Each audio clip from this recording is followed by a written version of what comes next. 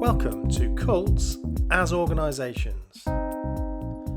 In each of these short presentations, I'm going to explore a model or theory from organisational psychology and compare how it applies to what we might describe as normal organisations or non-cultic groups with cults or high control groups.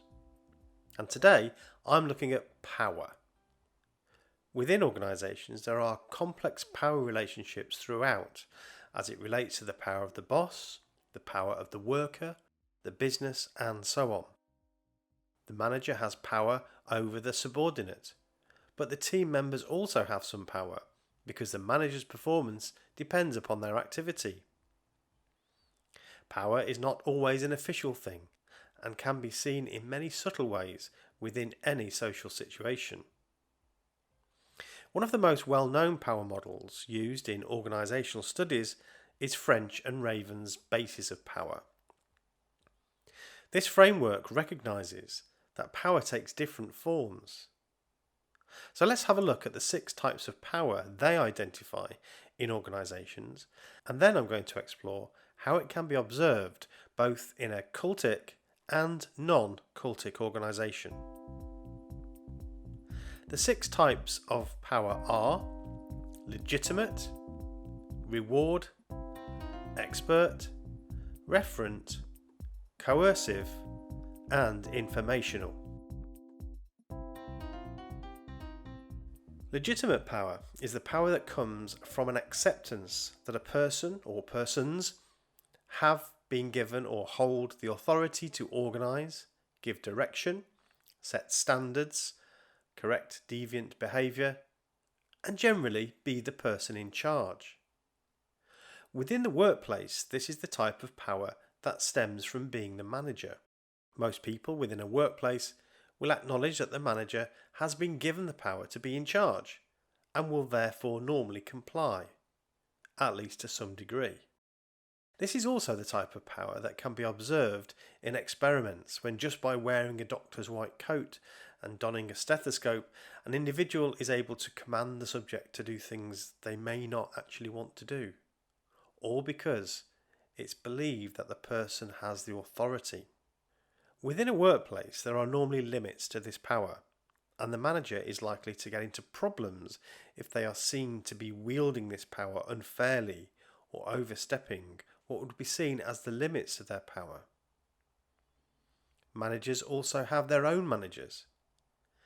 Even the board has to report to the shareholders. Within a cult or high control group, this type of power is very important, with the leader or leaders claiming the ultimate in legitimacy, the authority that comes from the God of the universe or the universe itself. It's hard to top that, so the cult leader becomes unquestionable with literally no limits. This allows the cult leader or leaders to state that black is white and white is black, that punishment is love, or that killing is righteous. Because they have this ultimate legitimacy, nothing can be questioned, and statements that are clearly nonsense or lies are accepted as the truth, even if that truth changes regularly. Reward power comes from a situation where one person has the ability or resources to reward another person. This can be a somewhat transactional relationship and is one that is seen in the workplace. By fulfilling certain tasks to the required standard, the employee is rewarded through their salary, maybe bonuses are available. Of course, it's not always financial rewards. The reward could be recognition or praise or increased status. This type of power only works though when the individual believes that the person claiming to be able to reward the other is actually capable of delivering. The moment this is doubted, the amount of power is reduced. Managers who consistently renege on their promises reduce the reward power they have available over their teams. Within a cultic relationship, the leader may promise quite literally the world, or paradise, everlasting life, peace and happiness, all your heart's desires. This is often the power that attracts new recruits to a cult or high control group. It's vital that the cult leader convinces the follower that they have the wherewithal to make good on this reward. But of course, given the unrealistic nature of these promised rewards, there is likely to be a tension here. That means the leader must fall upon a different form of power ultimately. Coercive power is where the leader is able to punish or discipline followers for non-compliance. Like reward power, its strength is related to the amount people believe the leader is able or willing to make good on the promise.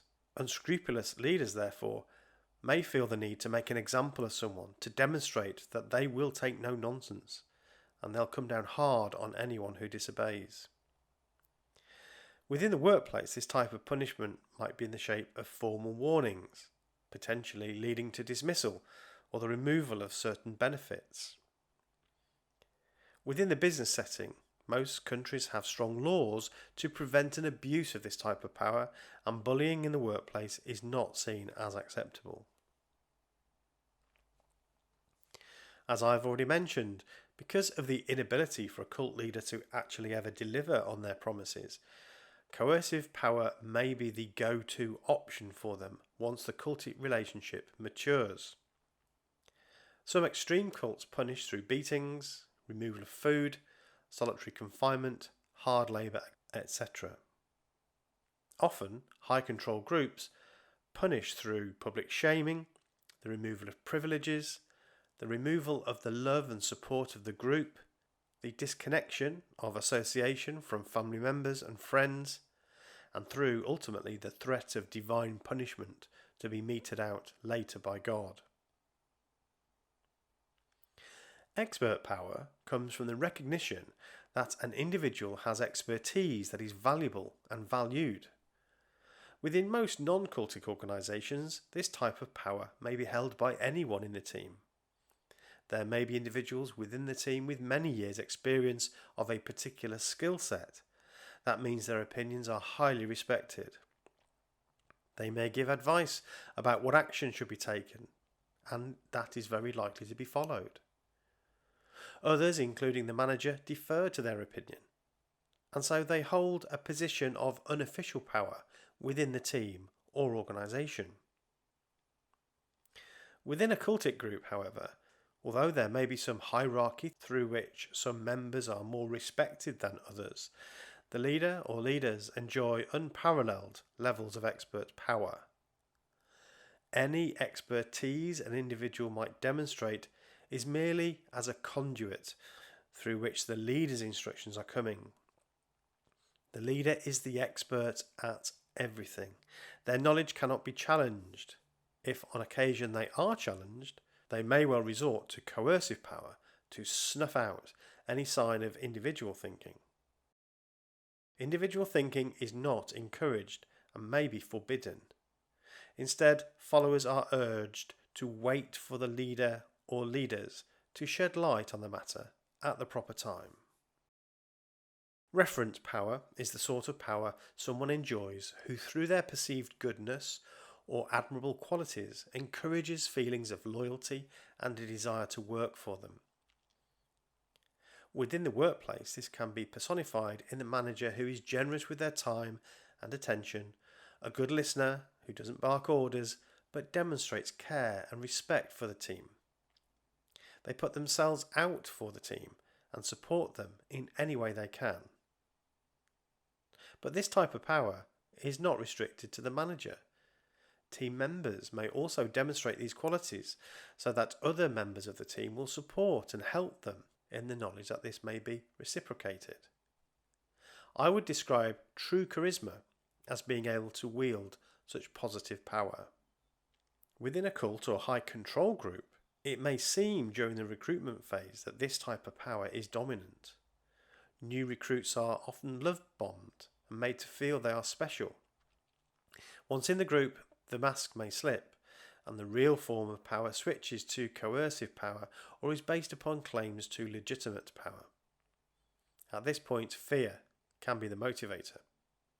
However, like any bully, occasional glimpses of the warmth of the love of the leader can remind the follower to fall in love with them all over again. Informational power means having control of the flow of information. Within the workplace, the person with access to information has an advantage. Businesses want information about performance, early warning of problems, information about the marketplace, about competitors, and so on. Within high control groups, this type of power is particularly important.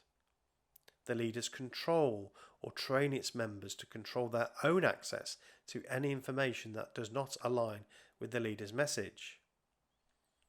The leader may hold information about them. Restrictions upon internet usage, reading books, watching films, listening to ideas that cut across the truth as revealed by the leader are forbidden or discouraged. For some groups, this is done by physically removing the followers from the community and restricting access to the internet or other sources of information. For others, the indoctrination creates a prison of the mind, which means that individuals fear doing any independent research. At the same time as restricting information from the outside, even information about the cult itself is restricted, so the rank and file are kept in the dark about what is really happening. Secret or confidential information is hidden to the everyday follower, only accessed by an elite few. So, just through this very brief review of French and Raven's power bases, we can see the differences between what we might call a normal or non-cultic organisation and a cultic one. In most organisations, power bases are distributed throughout the organisation. Yes, there may be a hierarchy when it comes to the legitimate power, but others in the organisation balance this out, perhaps through expert power or referent power. For totalitarian, high control groups, all the power is held by the leader or leaders. There may be some delegation, a necessity when the organisation grows to a certain size, but they effectively lock in all of these power bases. All power stems from and is authorised by the leader or leaders who ultimately claim a divine or supernatural source of their power. Thank you for listening and watching Cults as Organisations. For more about cults and the experience of leaving them, listen to What Should I Think About on your favourite podcast app or at whatshouldithinkabout.podbean.com.